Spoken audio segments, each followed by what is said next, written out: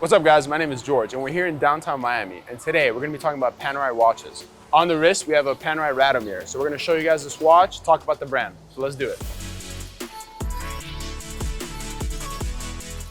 Before we talk about Panerai, I want to thank our sponsor, CRM Jewelers, real quick for lending us this Radiomir Panerai, and I want to thank Horus Straps for lending us this badass strap. Other than that, let's get into the video. Panerai to me is a very interesting brand. So they have a long history. They started in the late 1800s.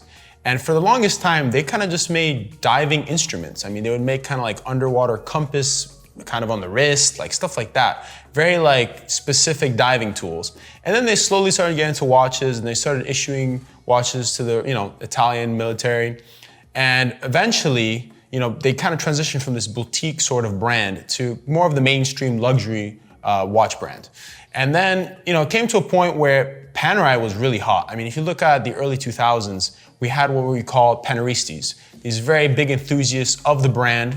And for a while, maybe 5 to 7 years, Panerai was super hot. I mean, you had vintage Panerai in the upwards of 80,000, 100,000.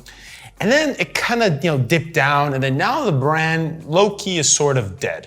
I know that hurts a lot of people who are fans of the brand, but they've lost something, in that whole transition period from, being super hot to now kind of doing the same thing over and over again. So how did this legendary brand go from, being worn by some of the best actors in the world, such as Sylvester Stallone in famous movies, to kind of being dead?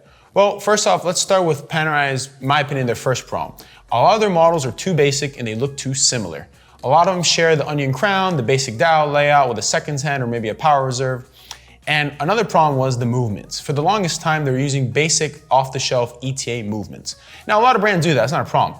But in Panerai's case, because the dial is so simple and the finishing and everything is just kind of back to basics watchmaking, a lot of these Chinese makers were able to replicate the watch perfectly. So good, in fact, that if you, wore the watch or you gave it to someone that, worked at the Swiss factory for Panerai, it was tough for them to figure out if the watch was real or not, which hurt the brand drastically. I mean, guys, think about it. You have a luxury piece that someone's replicating perfectly, and you can't even tell, the manufacturer of the piece can't even tell if it's real or not. That's a problem. That being said, Panerai does have some complicated pieces. Their complications are really split up. They never really give you a bunch of complications in one piece. It's usually different models. They also have used exotic materials in some of their pieces. But really the one that stands out for me is the Panerai Equation of Time. That's a cool Panerai. To me, that really is something I would personally want in my collection. But the basic ones, like the Radiomir that I'm wearing now, they're just not my style. I'm not a big fan of onion crown, and it's too basic looking for me personally. So if I were to get a Panerai, it'd be a complicated one, such as the Equation of Time, or maybe even one with the power reserve. That's pretty cool as well.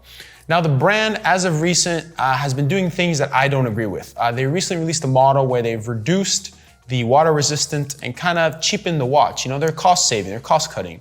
And that to me, for a luxury brand, is unacceptable. For me, luxury is, you have something that you don't need. It's more than what you need.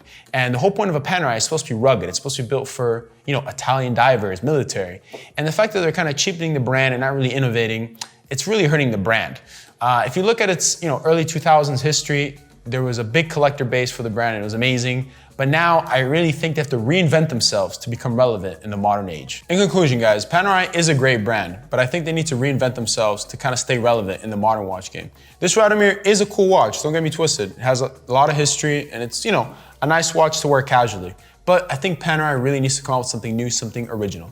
Other than that, guys, please comment, like, and subscribe, hit that bell notification. And guys, let us know what you want to see on this channel. We're really trying to grow to 100,000 subscribers as fast as possible. So let us know what you guys want to see, comment down below, and I'll see you guys in the next video.